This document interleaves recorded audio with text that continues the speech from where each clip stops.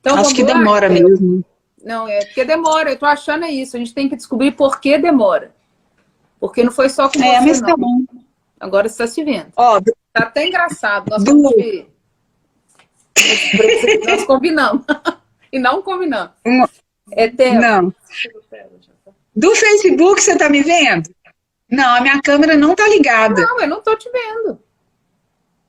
Eu fui naquele link. Ô, Alessandro, obrigada. Vamos lá, Eu fui agora lá naquele ver se você chega lá. Mas o pessoal vai ajudar, vai entrar lá no YouTube para ajudar a gente. E nós vamos conseguir fazer todo mundo assistir, né? Que a palavra que a gente está passando Eu não acho chega que, para mais gente. Letícia, eu acho que no Facebook você teria que me mandar um convite, mas eu não sei como que é, né? Entendi. Ah, a gente faz aqui pelo Instagram, depois coloca lá, pode ser? Fica Pode. aqui é pior, senão a gente perde o tempo. O Perde Ricardo, tempo, né? o Ricardo foi o que conversou mais com a gente essa semana. Ah, o Ricardo, Você Ricardo. tá enxergando? Ah, Rosângela tá aí. Ei, Rosângela. Agora tá vendo, Você né? tá aí?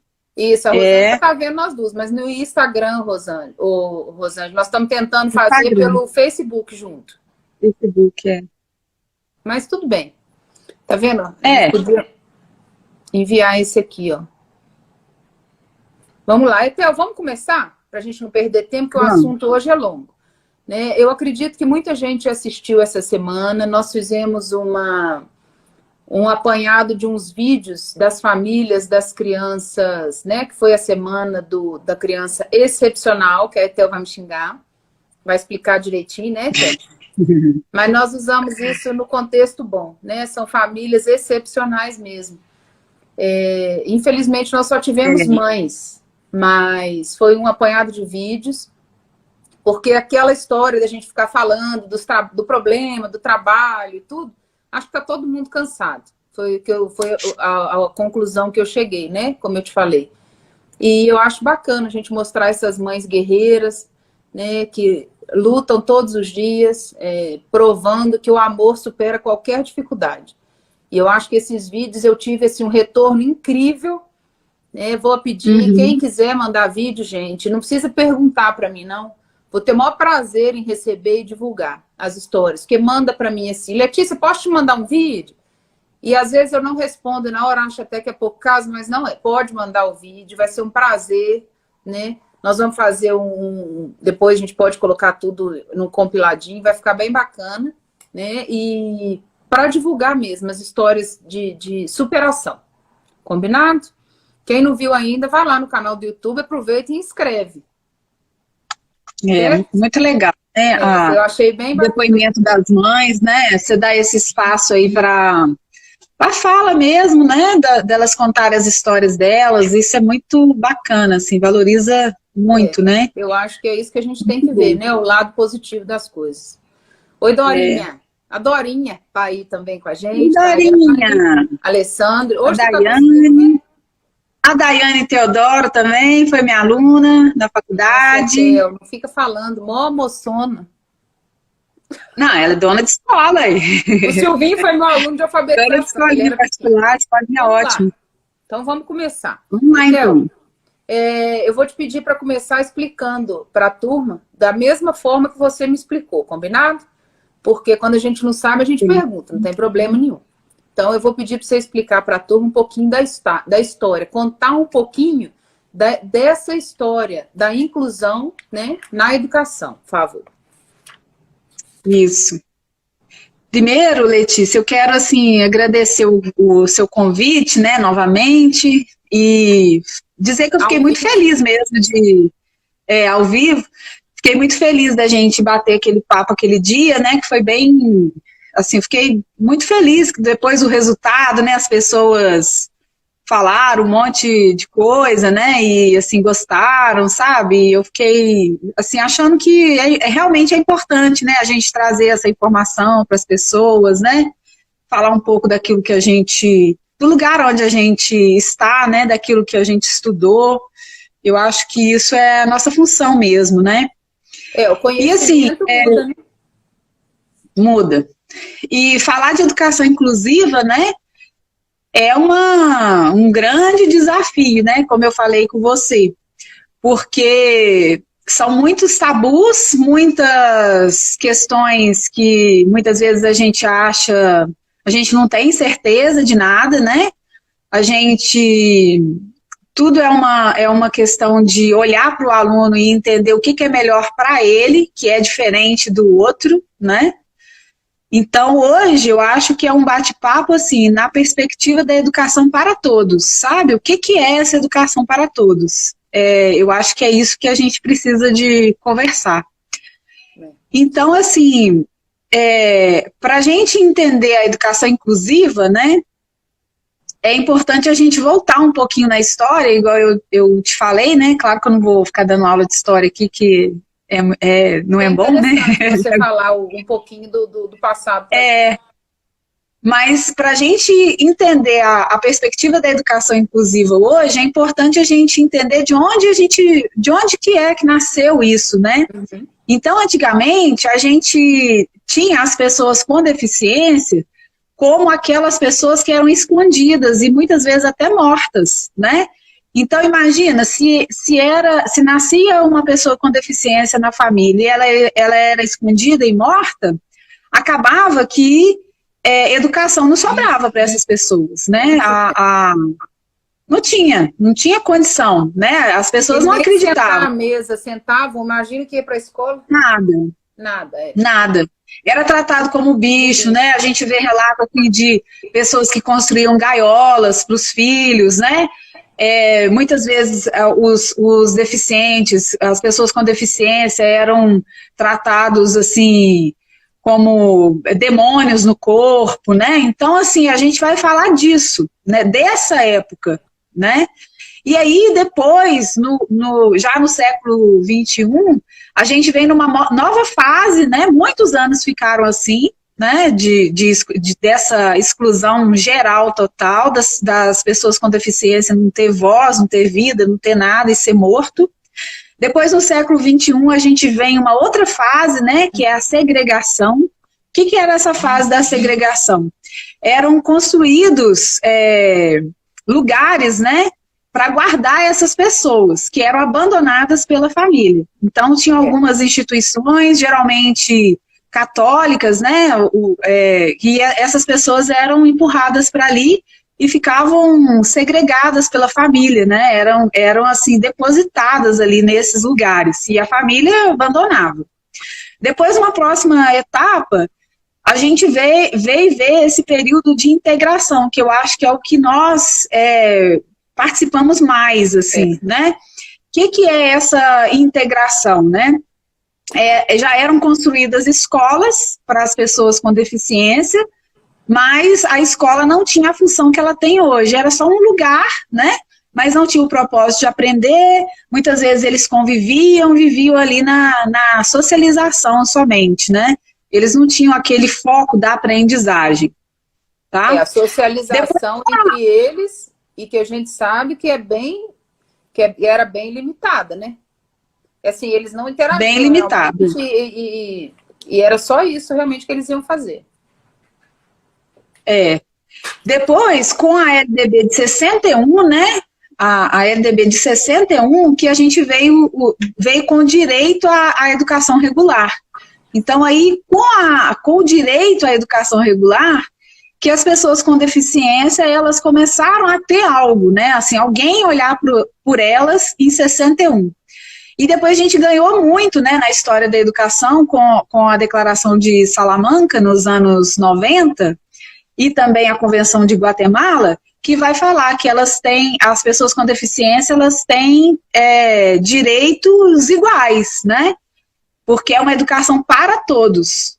Não é uma educação segregada, é uma educação que ela vai visar aquele potencial, né, de todos os alunos, os com deficiência e aqueles que não são deficientes. E depois a gente vai ganhar aí o Plano Nacional, né, de Educação nos anos 2000, 2001, 2002, que vem destacar assim, fortemente a educação inclusiva, né? Até com essa terminologia mesmo já de educação inclusiva, que a LDB ela trouxe como educação especial, como modalidade da educação, um modo diferente de olhar para a educação das pessoas com deficiência. E aí o Plano Nacional de Educação ele vem trazer como educação inclusiva, né? Olhar na perspectiva da educação para todos. Nós vamos até pedir desculpa, porque a gente queria começar a falar do Plano Municipal de Educação desde o primeiro, né? Começar do início, vamos colocar. Sim. Mas a gente vai começar da meta 4, porque para fazer algum sentido na semana, né? Que eu acho muito válido falar o que a gente vê hoje. Né? O que eu recebi de pedidos, Etel, eu não te passei que eu não tinha lido todos, mas as mães, vou deixar aqui o meu parabéns às MEIs, né? As monitoras, que a gente tem hoje no município. Eu acredito que todo mundo conheça, né, o trabalho. São várias excepcionais realmente, que estão dando assim, o sangue delas, que fazem o trabalho dela com perfeição, né? E quero deixar meus parabéns realmente, igual a gente estava falando mais cedo, que elas fazem o trabalho delas do jeito que elas podem, que elas conseguem, né? Aí nós vamos entrar nesse caso também, né, que a Etel vai falar que tá faltando algumas coisas que estão faltando aí, e a Etel, com muito poder, vai falar isso pra gente. Podia falar direitinho pra gente, né, a respeito da função que a MEI, né, que igual a gente estava conversando, a MEI é uma função hoje, tem que ser regulamentada, e é isso, é a luta delas, né, espero que cheguemos, né, a esse consenso, que são importantes sim, né, sem as MEIs, a educação desses alunos fica praticamente impossível, inviável.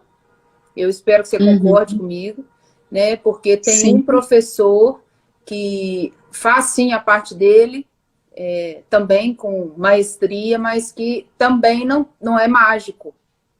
E ele tem que dar conta de 40 ou de 30 e mais essas crianças. E como você me explicou, não pode ser mais uma. Tem que ser também essa criança incluída na escola. E é humanamente impossível sem as MEIs. Né? Então, a gente tem que pensar nelas, né? Você vai falar um pouquinho para a gente desse cargo que tem que existir, como é que a gente pode, né, pensar nisso aí, que é a luta das MEIs, das nossas amigas. Eu vejo trabalhos delas na escola, e você falar também a respeito das características, né, das formações para esse cargo. Por favor, Etel. Tá. Então, só para contextualizar aqui, né, de onde que vieram os monitores, né, de educação inclusiva. Então, dentro do Plano Nacional de Educação, a gente tem o Plano Municipal de Educação, que é avaliado a cada 10 anos. E dentro do Plano Municipal, a gente tem a meta 4, né, que faz essa discussão da educação inclusiva. Dentro da meta 4, uma das coisas lá que a gente tem, entre uma das estratégias, né, é a gente dar essa qualidade para os alunos em relação aos profissionais que vão dar esse apoio ao professor regente. Então, toda vez que um aluno é matriculado hoje na escola da rede municipal, né? Tô vendo um monte de gente, eu tô me distraindo aqui, ó. O Ney, Ney. Eu não posso ficar... Ah lá, deu tchauzinho. É um prazer ter vocês aqui, viu, gente? Bacana demais. Então, assim... Ricardo, para você responder depois, tá? Tem. Eu já aí, então, toda vez... Pode ficar vendo, pode falar. Tá. Então, toda vez que a gente pensa, né, na matrícula dos alunos com deficiência, né, nas escolas, o que acontece? A gente não é só fazer a matrícula, porque senão, na verdade, não tem educação inclusiva, né? E também não é só olhar para o laudo dele e falar, esse aluno tem um laudo de síndrome de Down, esse aluno tem uma síndrome, né, qualquer e tal. Não é isso que é a matrícula, né? Eu preciso olhar para esse aluno, eu particularmente, as minhas professoras sabem disso, eu nem gosto de ver laudo. Eu gosto de conhecer a criança, conhecer o aluno, deixar ele familiarizar com a escola, conhecer a família e tal, e a gente monta um plano para esse aluno. Angélica, ó. Independente da síndrome. Independente da síndrome, independente do tipo de deficiência que ele tem. E depois, no segundo passo, a gente vai batalhar para conhecer essa deficiência. Porque se a gente pega o laudo dele e olha para aquele laudo, a gente que não é médico, a gente que é da educação, a gente fecha ele num cubículo, sabe? Você olhar para um síndrome de Down e achar que ele nunca vai aprender a matemática, e achar que às vezes são todos iguais, né, Theo? Achar que os estudos mostram isso e que vai ser desse jeito, é você pegar esse aluno e segregar ele, sabe? Colocar ele numa caixinha, que assim, eu já tive histórias na minha vida, né, e outros educadores também, tenho certeza você, que surpreenderam a gente tanto, né? Então não tem que olhar para o laudo dele e fechar esse laudo, né? O laudo é uma das coisas que são importantes da gente ver. Bom, aí, nessa interação toda da escola, é que chega a monitora, né, ou o monitor, né, chega o monitor de educação inclusiva, para poder fazer esse trabalho junto com o professor regente. Então, essa função, ela foi criada recentemente, né, no município, não vou lembrar de data aqui, mas talvez 3, 4 anos, quem é monitor aí, às vezes me ajuda nessas datas. E aí, a partir desse momento que chega o monitor, né, na verdade o monitor vai, porque a equipe pedagógica, ela avalia essa situação desse aluno e vê, ele vai precisar de uma ajuda, né? A gente tem uma sala com os colegas de sala e o professor regente, e esse monitor é aquela ajuda. Então, a gente precisa de entender que quem vai planejar, quem vai fazer toda a estratégia pedagógica com aquele aluno, é a professora regente. E o monitor, ele vai ser aquela ajuda para o professor. Muitas vezes, a deficiência, ela vai comprometer a locomoção, vai comprometer a fala, né? Às vezes, a coordenação motora, e aí esse aluno vai precisar de uma ajuda. Até mesmo, né, da parte cognitiva também, né? O aluno vai, às vezes, precisar de uma ajuda, de uma adaptação mais específica, que a monitora vai usar, né, vai ajudar ali naquele processo. Sim. Então, os monitores, eu vejo assim, os monitores, eles precisam ser regulamentados no nosso município, né, está descrito lá no plano, na meta 4 do plano municipal, é uma das estratégias. Eu não sei como, não sei quando, mas a gente precisa de cobrar isso do poder público, né, essa regulamentação do trabalho dos monitores de educação inclusiva, e que hoje a gente tem na faixa mais ou menos de, acho que 250 monitores, né, e cerca de quase 400 alunos com deficiência incluídos nas escolas. Pois é, e aí essa questão também, né, Theo, a gente fala que o laudo, ele fecha, ele chega ao final, né, ao que realmente a criança vai fazer ou não vai. Tanto não é verdade que você vê, tem muito menos monitor, muito menos não, tem menos monitores do que a quantidade de aluno. Isso já prova que nem todos, né? Isso também tem que explicar aos pais, que a gente vê muitos pais, meu filho tem dificuldade, precisa de um apoio e tudo. E aí não é essa a função da MEI. Não é assim, a gente sempre fala, né? Grosseiramente, a gente fala na escola, né, que a monitora, ela não é a babá da criança, do aluno, né? Obrigada. A gente fala isso. Muito obrigada por falar isso. A gente fala isso na escola, né? É usual isso. Por quê? Esse monitor, ele vai fazer um trabalho de ajuda. Só que o aluno, ele precisa de ter autonomia. A gente precisa de construir isso nele. O ideal é que ele não precise de ajuda, não é? O ideal é que ele faça a socialização, que ele entenda de todo um processo que está de convivência, depois o processo ensino-aprendizagem, né? E eu falo também, Letícia, sempre, que a gente precisa de sair desse campo só da socialização, sabe? Muitas vezes a escola recebe uma matrícula de aluno com deficiência, você vai ver que o aluno ele vai ser só socializado. A programação, o planejamento que a gente faz, A gente só pensa na socialização e a gente desacredita que é possível ele aprender. Então, se a gente for voltar na história, a gente volta lá milhões de anos que a escola era criada só para socializar. Então, assim, essa ideia, ela tem que ser abortada, sabe? Os alunos, eles têm direito a uma aprendizagem, eles têm direito à adaptação do conteúdo, eles têm direito a aprender, né, ao que é a função da escola. Às vezes eles não vão aprender naquele tempo que a gente imagina que seja, o tempo ali daquele ano. Todas as crianças, é o que a gente falou, todas as crianças todos os alunos aprendem. Tempo, cada um no seu ritmo. Né? Não é só a síndrome que a gente tem que entender como diferente. Né? A gente não é só um aluno com síndrome. Então, assim, a minha filha não aprende no mesmo tempo da filha da Maria, por exemplo. Então, a gente tem que entender que essas crianças do mesmo jeito. E, de repente, elas brotam, né? Elas brilham. Eu acho muito legal. A aprendizagem, ela vai depender de vários fatores, né? De uma condição social, de uma condição física, fisiológica, né? Da criança, de todas as crianças, não só dos alunos com deficiência. De uma questão de estimulação, do acompanhamento da família, do que é oferecido na escola. São N questões, né? Se a criança passa fome. Imagina, um aluno que passa fome ou que sofre violência doméstica, ele não vai aprender como uma criança que não passa por essas dificuldades, né? Então, assim, a gente precisa de olhar na perspectiva da educação para todos. Se eu tenho 20 alunos, cada um é de um jeito. E é preciso respeitar essa individualidade de cada um desses alunos, sabe? A gente não pode entender que uma sala de aula, eu planejo ela de um jeito só, num formato só, porque cada um aprende de um jeito. Um é mais visual, o outro é mais auditivo, o outro aprende com atividade corporal, e o aluno com deficiência é a mesma coisa. Vai aprender, né, no tempo dele, conforme os outros alunos também, mas ele vai precisar, às vezes, de mais ajuda, de mais estratégia. E aí é que entra a monitora de educação inclusiva, né? Eu acho que a MEI é regulamentado. E se Deus quiser, elas vão conseguir, né? Colocar Deus nisso, não.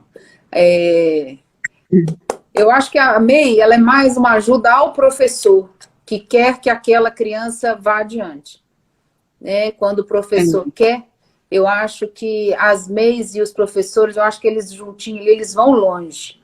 Né? Sem disputa. Precisa de ser avaliado. Precisa de ser avaliado cada caso, né? Igual a gente falou. Às vezes aquele aluno, ele não precisa de um monitor, ele precisa de um atendimento no contraturno, né?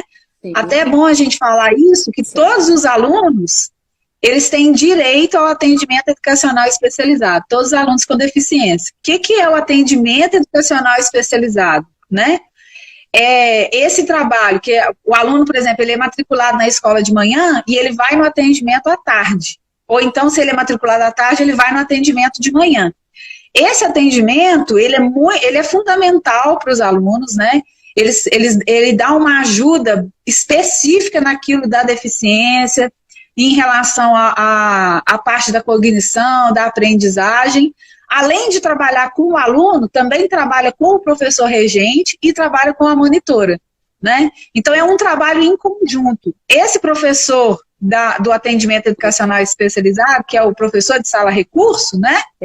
Ele vai fazer um planejamento em conjunto com todos os entes que trabalham com aquele aluno para fazer com que o aluno aprenda. Né? Então, assim, a gente vê muitas dificuldades dos pais de não levar, às vezes, os alunos ao atendimento educacional especializado, né? Porque, às vezes, precisa de retornar para a escola. Mas você vê também, Theo, mais uma vez, a dificuldade de ter essa integração da família. Onde eu já passei e vi esses atendimentos, às vezes é uma criança, às vezes a criança é maior que a mãe, sabe?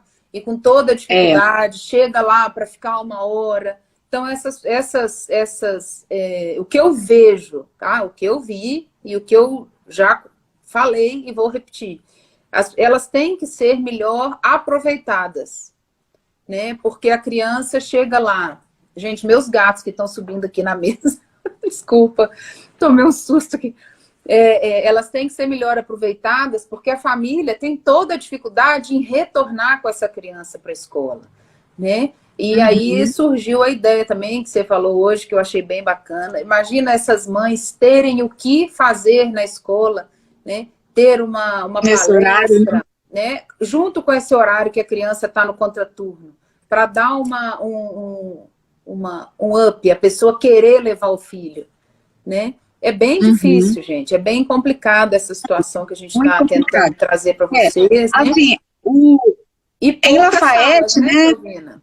Poucas salas de curso. Na rede municipal, nós temos atualmente 3 salas de recurso, né?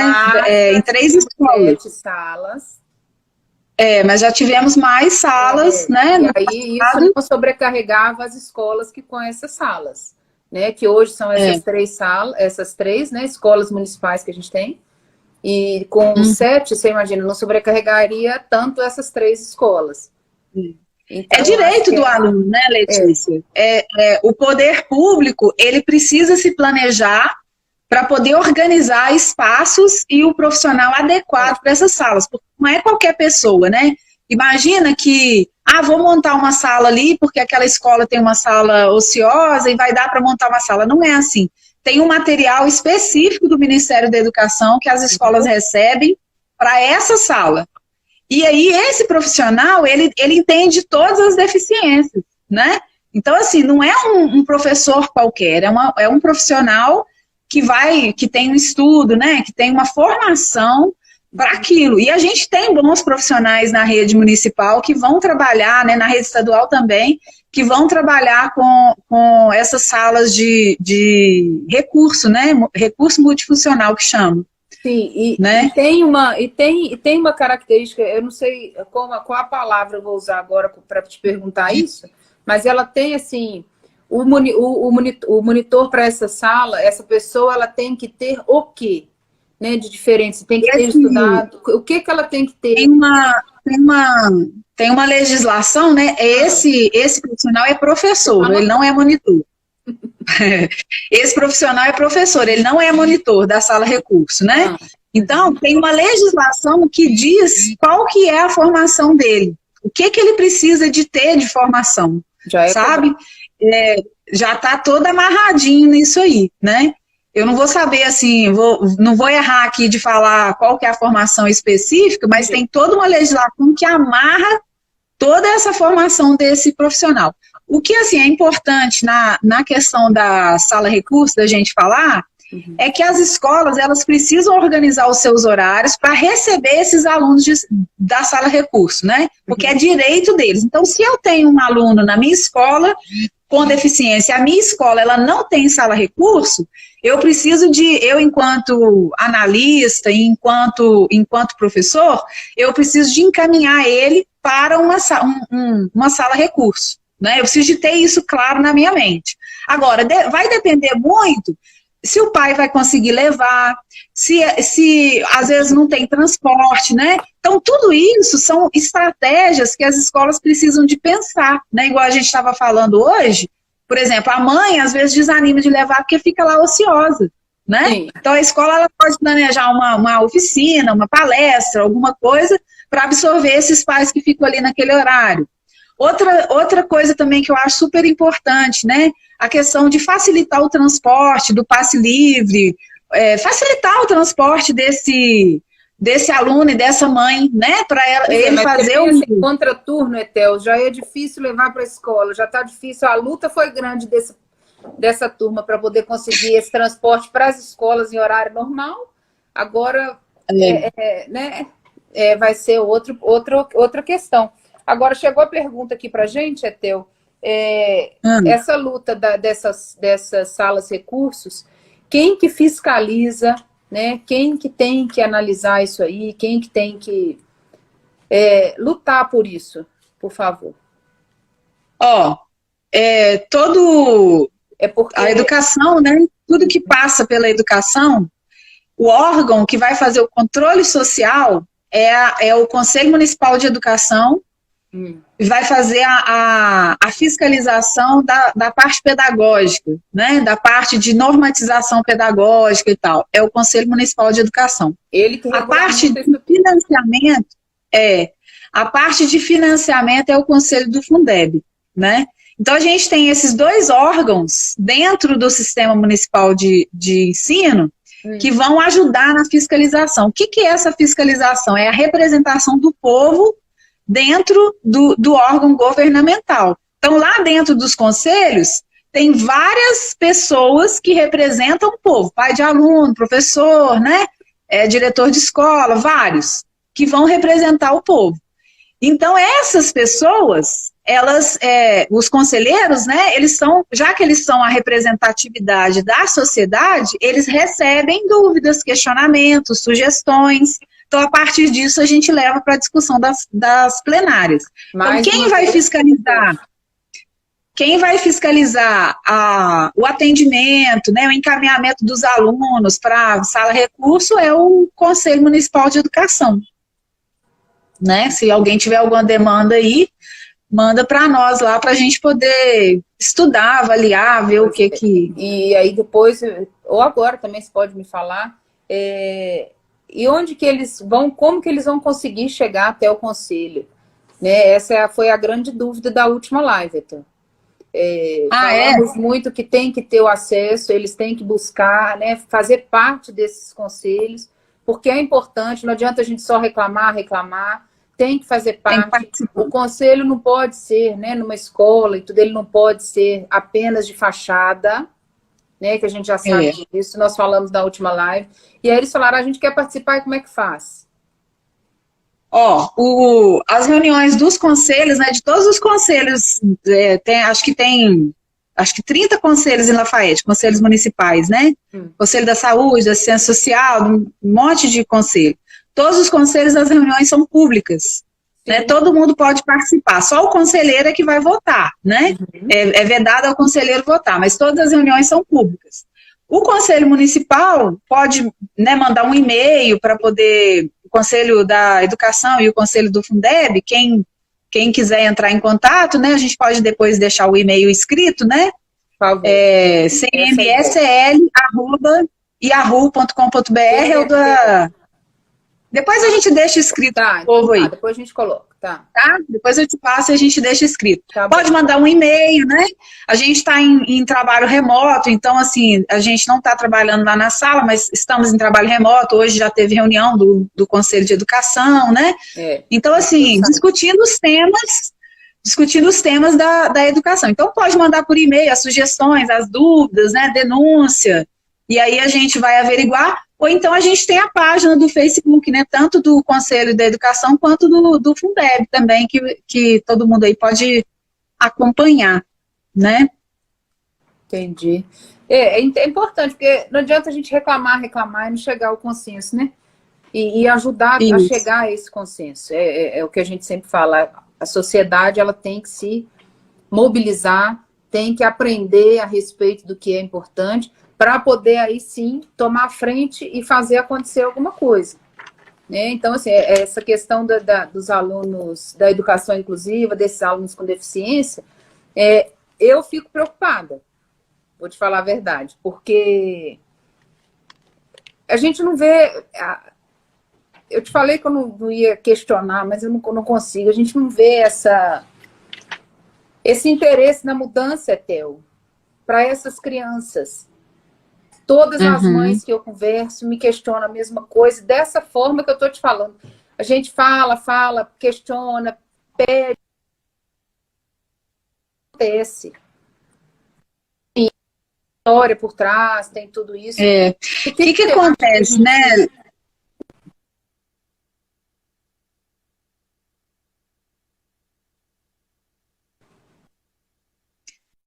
O que acontece, sabe, Letícia? Você tá travando. Você tá me ouvindo bem? Tô, mas travou realmente, desculpa. Tá me ouvindo bem? Eu entendi. O que acontece, assim, a gente precisa de pensar, né, nesse aluno, como eu disse, sem rótulo, né? Primeira coisa, receber ele de coração aberto. E a escola precisa se responsabilizar por esse aluno, sabe? Então, a gente precisa de olhar para ele, ver o que ele precisa para aprender, não só para socializar. Não é, a escola não tem a função somente de socializar. Hoje o aluno ele precisa de aprender. Eu acho que se a gente passa um ano inteiro e ele aprendeu pouco, a gente foi incompetente. Aí eu estou falando do meu lugar, sabe, de analista. Se aquele aluno entrou na escola e aprendeu pouco, a gente foi incompetente, né? Se a gente, vou dar um exemplo aqui de coisas que é aprender pouco para mim, né? Por exemplo, o aluno, ele toda vez que é trabalhado algum tema, ele é tirado da sala de aula, né? A professora não adapta para ele aquela atividade. Às vezes, é um trabalho, assim, de motor, né? E aí, esse aluno não mexe o braço, não mexe a perna, então ele não pode participar. Tem nada a ver, nada a ver. A gente não tem soluções. Eu acho que está errado. Né? A gente não tem soluções na escola. É fantasioso eu falar assim, nossa, nós temos todas as respostas. Nós não temos as respostas. Sabe qual que é a maior resposta? É que eu não tenho resposta. Eu vou tentar, né? Eu vou olhar para esse aluno e vou tentar. Eu vou tentar o máximo. Mas é o tudo que ele precisar, eu vou dar para ele. Porque não é porque eu sou boazinha, que a escola é bonita, que a escola é referência, que eu não posso fazer feio, não. É direito dele. É direito dele. Isso aí. É direito dele. Então, assim, a cantineira da escola tem que entender que é direito, e ele não é o filhinho de ninguém, não tem que ter dosinha de aluno nenhum, é direito dele, né? A auxiliar escolar, a professora regente, a analista educacional, direção de escola, todo mundo na escola tem que entender que é direito dele. E o que cada um vai fazer enquanto direito, né? A minha responsabilidade enquanto funcionário ali, enquanto servidor daquela escola pública, é dar o melhor para aquele aluno, né? Então, assim, tem muitas coisas dentro do que é o melhor. Muitas coisas envolvem ali, né? A questão da família, de fazer orientação à família. Os pais, muitas vezes, eles vivem um luto, né? Eu trabalho com bebê, né? Então, assim, a minha escola tem... quase 150 crianças até 5 anos. Eu tenho mais ou menos 70, 80 bebês. Então, você me ouviu? Uhum. Tá me ouvindo? Ouvi. Parece que tá travando assim. Então, o que acontece? Tá? Então, o que acontece?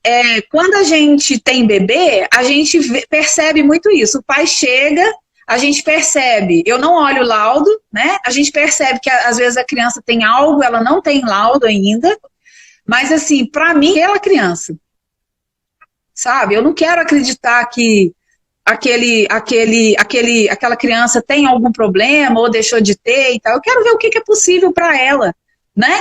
E a partir disso, a gente... Só um minuto. Eu trabalhei no Pró-Infância também, e o que eu vi era assim, como chegavam os bebês, né? Os pais, quando a gente consegue, acho que como a gente vê tanto aluno, a gente consegue, vamos colocar como diagnosticar, mas a gente consegue ver que tem alguma diferença ali entre os outros, vamos colocar assim, mais gritante. E aí você, quando vê, a família não aceita, ou ainda vive um luto, né? As famílias que chegam lá e acham ainda que o filho é o coitadinho. E aí parte do que você falou, ao contrário, a família acha que nós temos que tratar o filho como diferente. Né? Isso tem que mudar na cabeça dos pais que chegam lá com uma criança frágil. Como se fosse... mas a escola, Letícia, ela precisa de entender essa resposta do pai, sabe? A gente porque entende. O pai... Pois o pai, ele viveu a gravidez toda achando que o filho ia nascer sem nada. Aí, toma no seu colo um filho com alguma síndrome, algum problema, sabe? Que acha que é problema, né? Mas, na verdade, depois no processo, eu nunca vi nessa história da minha vida educacional uma mãe virar para mim e falar assim, nossa, eu arrependo de ter esse menino com esse tipo de deficiência. todas as mães são guerreiras. Elas olham e elas veem como que elas aprendem cada dia com o próprio filho. Então, elas percebem, as famílias percebem como que é um presente, né? Que foi um presente. Vídeos, né, Theo? A gente viu isso aí nos vídeos aí um pouquinho. Quem não assistiu, assiste, porque eu acho que o processo é o mesmo. O luto, né? A aceitação e depois ver que realmente veio para iluminar a vida. É muito legal esse vídeo. É difícil, né? Não é fácil, é muito difícil de tanto ser pai, né? Imagino eu, quanto ser profissional de um aluno com deficiência, mas a gente ganha muito. Eu assim, aprendi muito, né? Eu, assim, lá, quando eu trabalhava na Meridional, né, que eu fui coordenadora lá da Escola Municipal Meridional uns anos atrás, eu tive um contato com a Daniele. Ela é uma aluna cega, sabe, que quando ela chegou na escola, tirou todo mundo assim do eixo, porque ela é 5º ano, extremamente questionadora. Esses dias eu estava fazendo caminhada no Cristo e encontrei com ela. Aí gritei assim de longe, acredita que ela ouviu a minha voz e conheceu a minha voz. E já tem isso muitos anos. Hoje ela tá uma moça.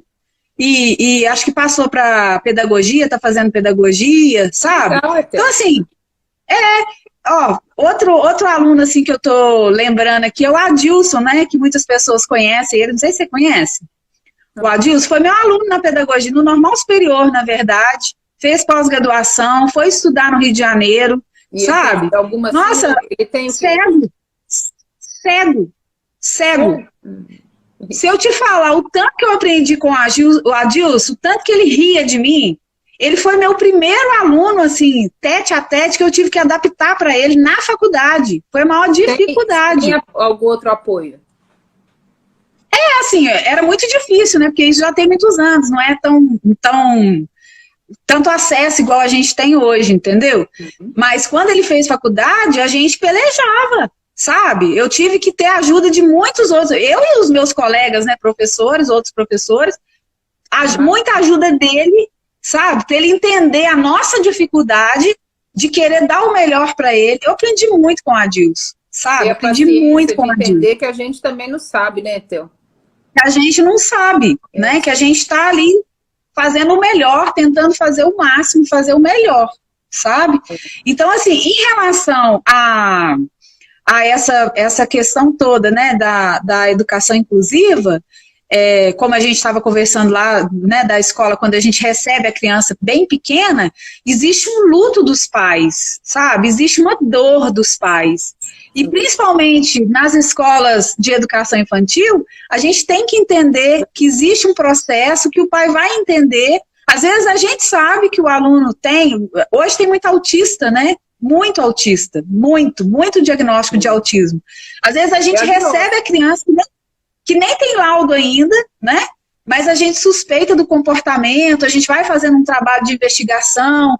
Aí o apoio da escola é fundamental, porque a gente vai precisar de um neurologista, de encaminhar para uma equipe, né, que vai fazer essa avaliação dessa criança, porque também se a gente não tiver uma resposta, né, de que o cérebro está tudo normal, que a parte fisiológica está normal, a cognição está normal, são detalhes que vão fazer um direcionamento na vida, vai fazer muita diferença. Então, até o processo de convencer essa família que vai precisar de um pediatra... O autismo, ele tem vários, né, vários níveis, vários... Então, todos os tipos de deficiência, né? Por isso que a gente não tem que rotular, sabe? Não tem que...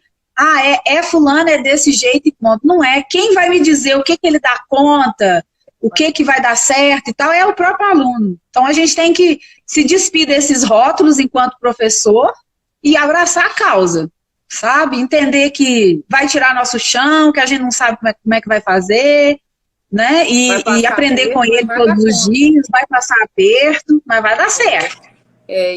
Nós já falamos, né? O professor, ele tem esse dom de dar certo. O negócio a gente consegue, de algum jeito, né? Com um pouquinho mais de paciência, com um pouquinho mais de dedicação, a gente consegue chegar onde a gente quer, né? E para a gente colocar aqui, até uma coisa que você falou, que a gente tem que ter recurso e tudo, esses recursos, eles são suficientes? Ah, é muito precário, né, Letícia? Hoje a gente, assim, basicamente, assim, a gente tem pouquíssimo recurso nas escolas, né, assim, de material, né? Eu vejo, assim, os professores e as monitoras são verdadeiros Quebrando. artistas, sabe? Olha, com esse trabalho aí remoto, né, que a gente está vivendo, veio o PET, né, que a gente está trabalhando no PET. Os profissionais da educação, eles se desdobram para fazer a adaptação, sabe? Faz a adaptação, monta um kit de adaptação, a família busca na escola. Eu vi todos. Muitas vezes a escola manda, muitas vezes a escola manda entregar, sabe? Porque a família não tem nem com quem deixar o aluno, o filho, para poder ir lá buscar, né, o material, a preparação toda que foi feita de adaptação, né? Então, assim, são desafios que são muito pertinentes aí, né, na remota. É muito desafio que tem, sabe? Assim, muitos pais pararam de trabalhar, né, não tem o apoio da escola, estão com os filhos em casa. Muitas vezes a educação remota tirou, a pandemia, na verdade, né, tirou o aluno com deficiência daquela rotina dele, e ele não tem uma rotina normal, né, e fica assustado com essa nova rotina, até adaptar uma nova rotina é bem complicado também. Está me ouvindo?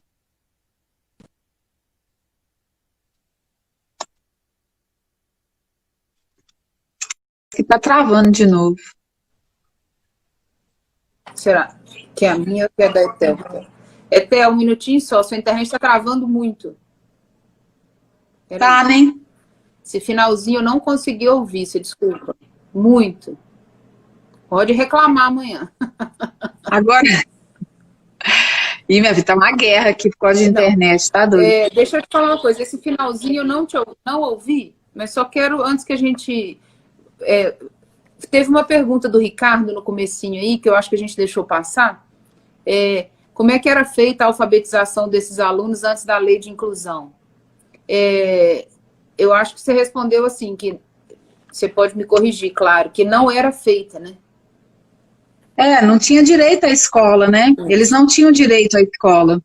Sim, sabe? Era muito... Hoje a gente ainda tem muitas dificuldades, né? Muitos desafios, que não é fácil.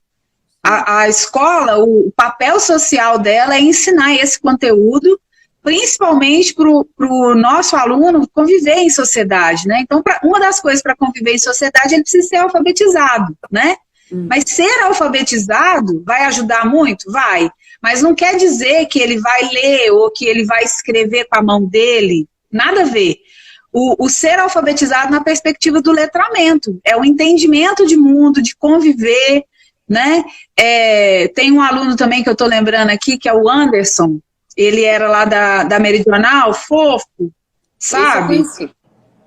Você conheceu? Gracinha, assim. Nossa, que família de apoio, sabe?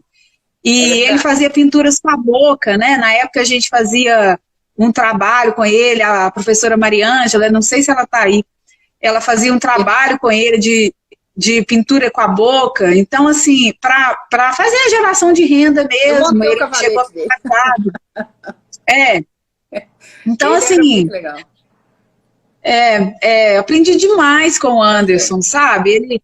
Ele tirou todos os nossos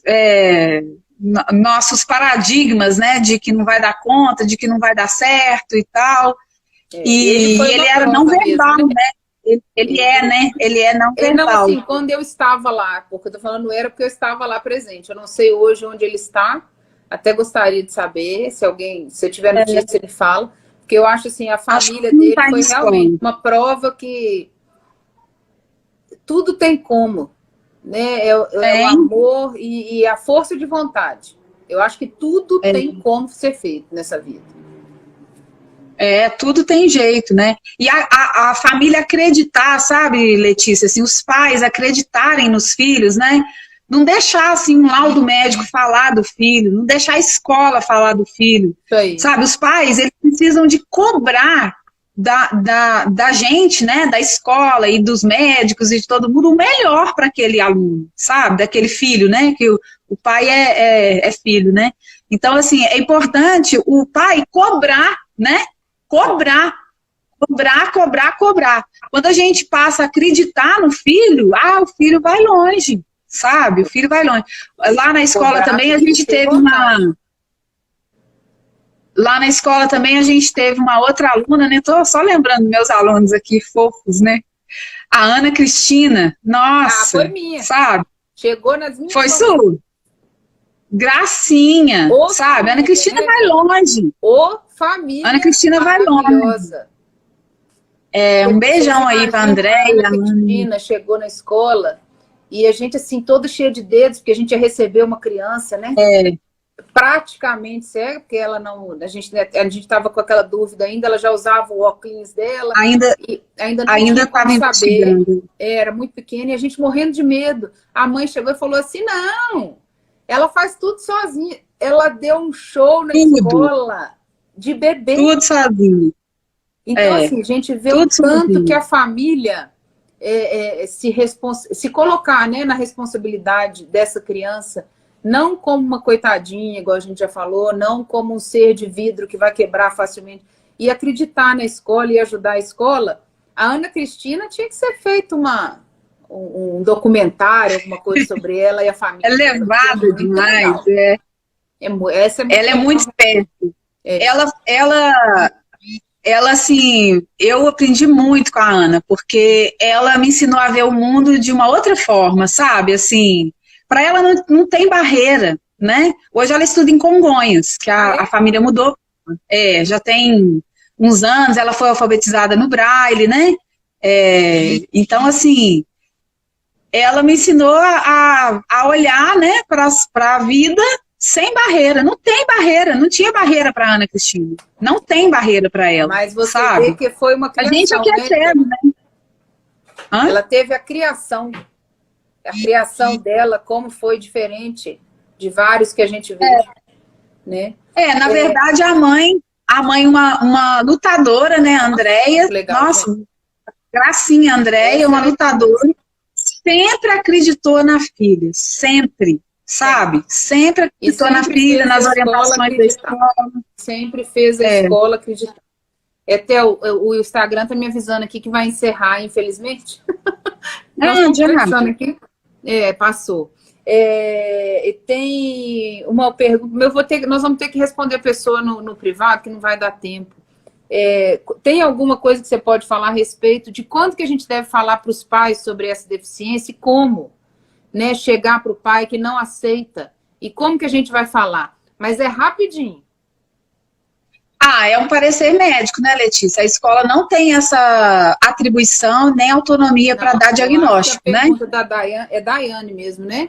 Foi a seguinte, o pai que não aceita, né, é uma dificuldade que a gente vê lá na escola. O pai, a gente sabe que a criança tem alguma coisa, fala para os pais não levam ao médico, não cooperam. Então, assim, como fazer, né, para falar com esse pai? Acho que a pergunta dela é mais nesse... Eu acredito muito na formação das pessoas, sabe? Eu acho que tem que fazer um convencimento com o pai que vai ser bom para ele fazer uma avaliação do filho.